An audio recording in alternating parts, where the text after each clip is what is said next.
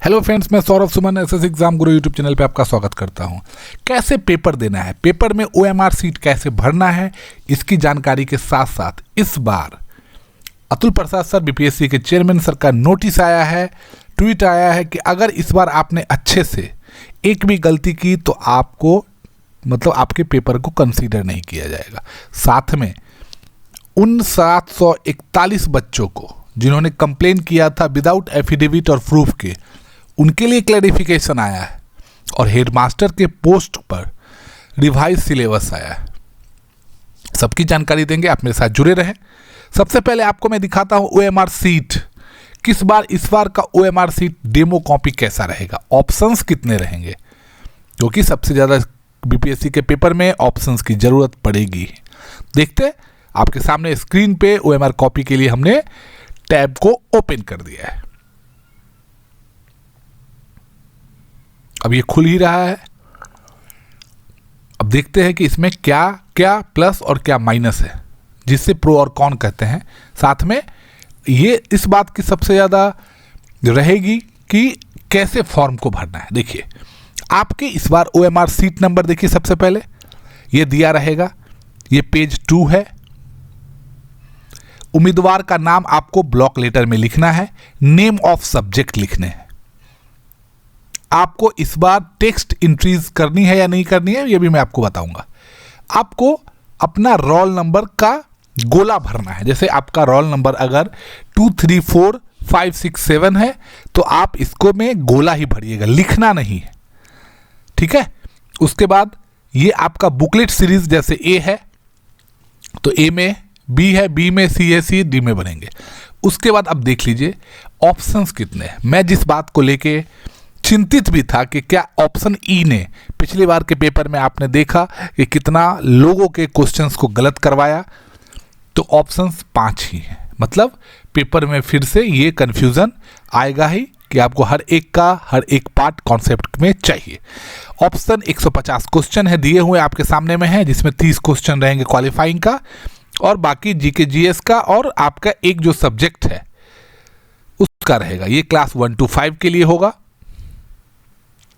चलिए देखते हैं अब इसमें क्या है। एक मिनट, मैं थोड़ा पीछे कर दूं।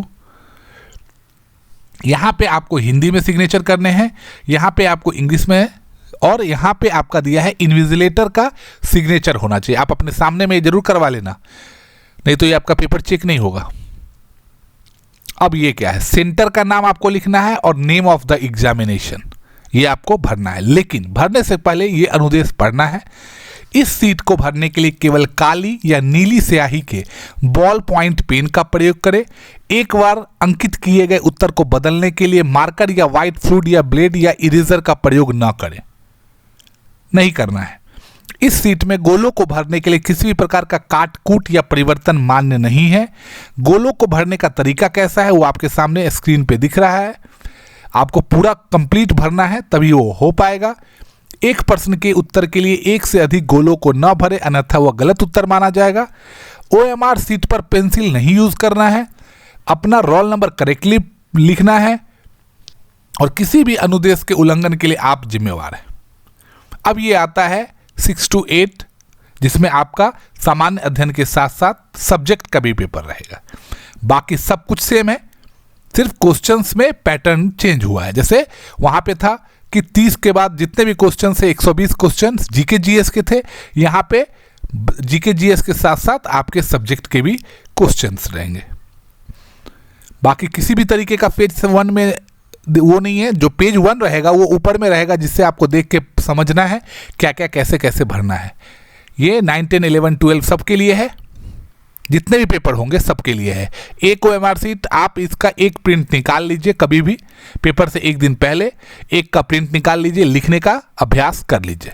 देखिए इस बार करेक्शंस नहीं होंगे। अब क्यों नहीं होंगे मैं आपको उसको भी बता देता हूं। मैं आपके सामने स्क्रीन पे वो ले आता हूं।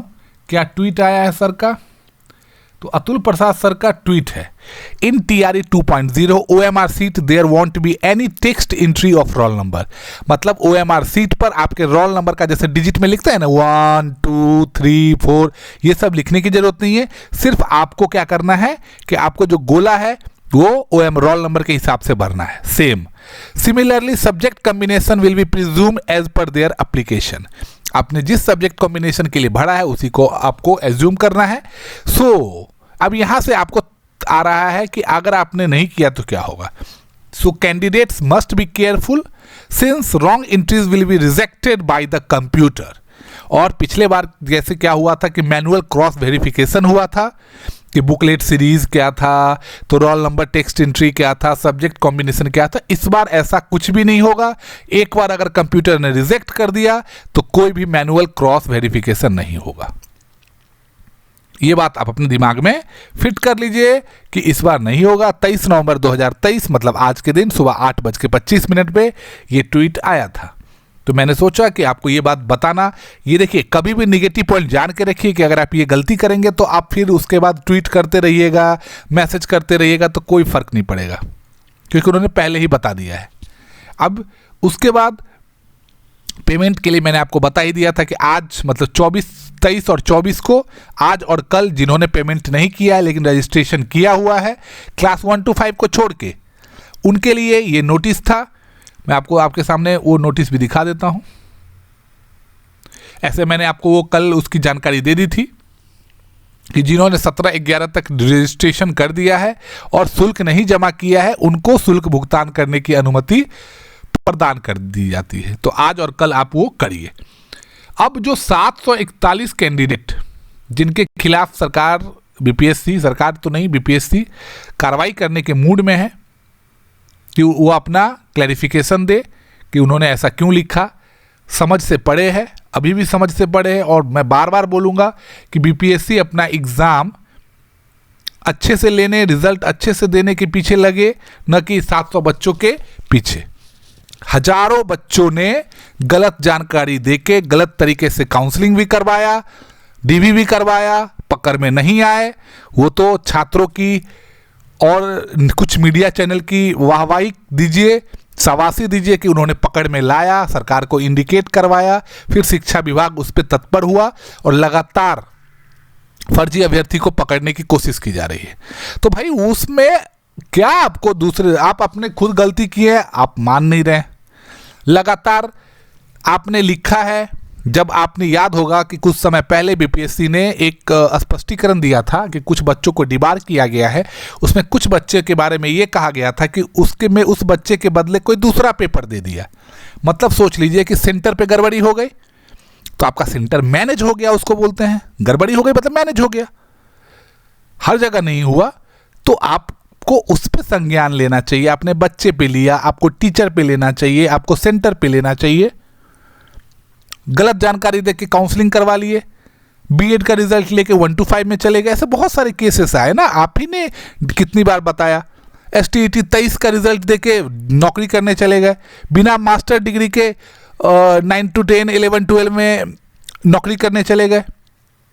पहले मास्टर डिग्री, फिर बीएड, फिर एसटीईटी, ऐसे कैसे? तो ये सब पर कार्रवाई होना चाहिए कि स्टूडेंट्स पर कार्रवाई होनी चाहिए। मेरा वही कहना है कि 31 इसमें जो लिखा है मैं बता दूं कि 30 तारीख तक अगर आपको अपना स्पष्टीकरण देना है तो इस मेल पे कह दीजिए।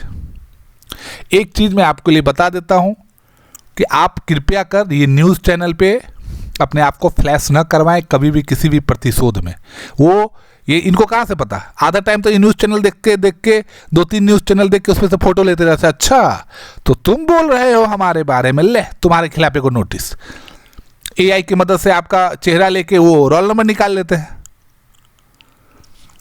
तो ये हो रहा है, तो इस पे तो कार्रवाई से बचना चाहिए था। लेकिन चलिए, अब जो रिवाइज स्ट्रक्चर एंड सिलेबस आया है, हेडमास्टर वाले जिन्होंने पोस्ट भरा है वो भी अपना एक बार चेक कर लीजिए।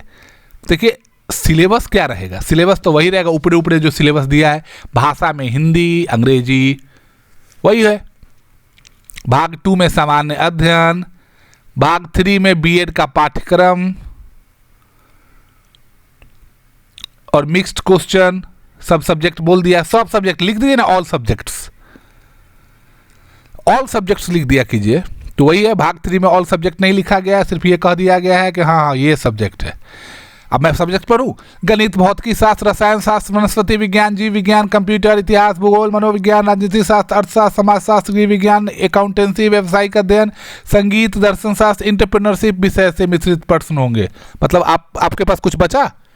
अब इन सब्जेक्ट के अलावा भी कुछ 2-4 सब्जेक्ट बचा होगा तो आप बोलिए कहीं वो भी ना डाल दें। तो चलिए, ये सिलेबस जारी होता है, पता नहीं कहाँ का सिलेबस जारी करते हैं, यूपीएससी भी ऐसे सिलेबस जारी नहीं करता है। तो ये मुख्य रूप से जानकारी थी। पढ़ाई लगातार आप करिए।